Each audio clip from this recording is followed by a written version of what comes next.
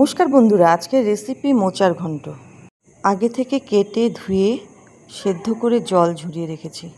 এবারে আদা, শুকনো লঙ্কা, কাঁচা লঙ্কা, গোটা জিরে দিয়ে একটা পেস্ট বানিয়ে নেব।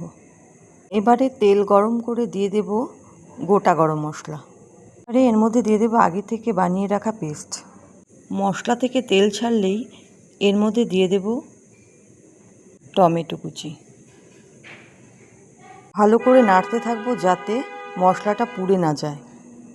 এবারে দিয়ে দেব 1 চামচ হলুদের গুঁড়ো, পরিমাণ মতো নুন। ভালো করে মিশিয়ে নেব। এরপর এর মধ্যে দিয়ে দেব কেটে রাখা আলু। আলুগুলো যেহেতু কাঁচা আছে তাই এর মধ্যে দিয়ে রান্না করে নেব। সামান্য একটু জল দিয়ে ঢেকে দেব যাতে আলু ভালো মতন সেদ্ধ হয়ে যায়। আলু সেদ্ধ হয়ে গেছে। এবারে ঢাকনা তুলে এবারে সেদ্ধ করা মোচা আলুর সাথে ভালো করে মিশিয়ে নেব।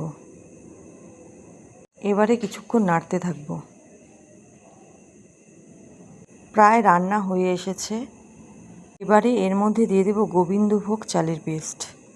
গোবিন্দভোগ চালের পেস্ট দিলে গন্ধটাও দারুণ আসে। এবারে একটু মিষ্টি দিয়ে দেব। আর দিয়ে দেব 1/2 চামচ গরম মশলা। 1 চামচ ঘি দিয়ে ভালো করে মিশিয়ে নেব।